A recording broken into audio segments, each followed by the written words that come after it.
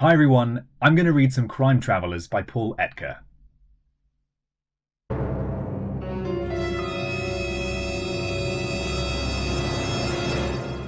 Coach Creed picked up a bag of climbing chalk. He waited for a second, and then tugged on his belt and shook his head. "Lucas," he said, "you've got to think before you act." "I did think," said Lucas defensively. "I thought I should help that baby." Coach Creed eyed Lucas like an angry principal. "Don't talk back to me." Astrid and Coach stared at each other, and then slowly turned their heads toward Lucas. They spoke at the same time.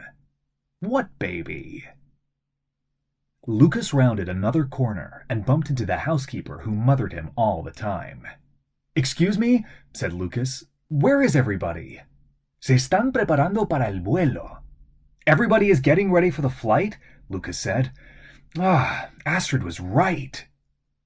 "Paris is the most visited city in the world," Magnus explained. "There are a lot of tourists to keep safe. That is why the good company is paid to serve and protect." "Which is why we need more people to work with us." Ms. Gannero's eyes rose across the table. "Which brings me back to my proposition for you four." Astrid spoke first. "I don't want to have anything to do with you." "No thank you," said Jackknife. "But could you pass the peas, please? I'm starved." "Peas," said Jeannie.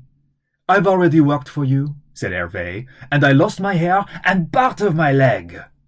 Before either boy could speak, Lucas stole the show again. "I don't want them either," he said, turning to Ms. Gannero.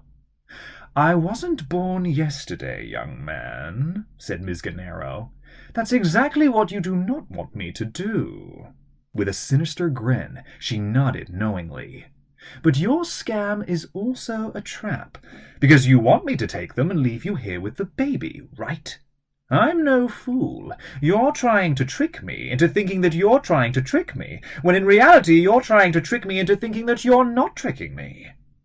"How did you ever guess?" Lucas said. "I mean, how did you ever know that that was exactly what I don't want you to do? So you would do exactly not the opposite of what you think is a trick that is not actually a trick at all?" Ms. Gannero looked at Magnus. "We'll do the exact opposite of what Mr. Lucas Bennis has said not to do. Is that clear?" "Which means," said Travis, "that we are the data in their database." "I look terrible in this picture," said Astrid, "especially wearing that housekeeping uniform." "They are awful pictures," Nalini said, "of all of us." The tall blonde teenager behind the counter was no more than 16 years old. He smiled at Astrid and then spoke rapidly. "Hello, bonjour." On his shirt, a name tag read Boutros Svengalvik.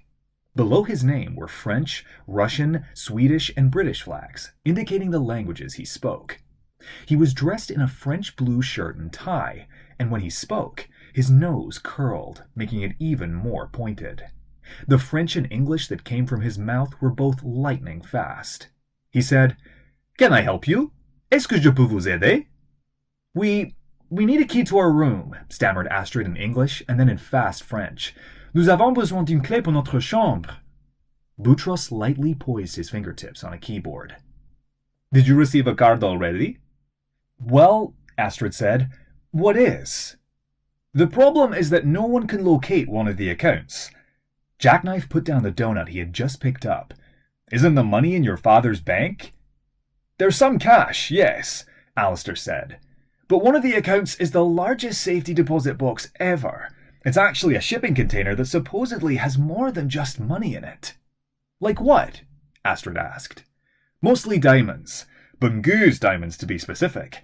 And supposedly a massive collection of illegal ivory." "How much is it worth?" Jackknife asked. "Close to $1 billion US. Lucas was confused. "So, where is this container?" "It's all over the world." Nalini set Jeannie up on the table. "You're not making a drop of sense, Alistair."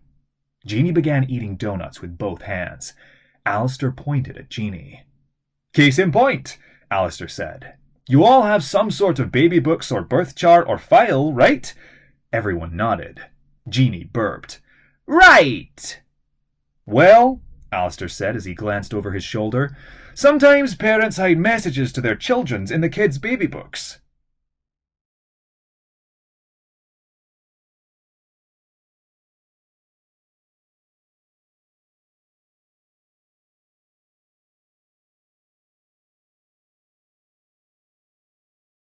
Thank you so much for watching. Be sure to like and subscribe to Gotham Reads for more of your favorite children's books read aloud daily.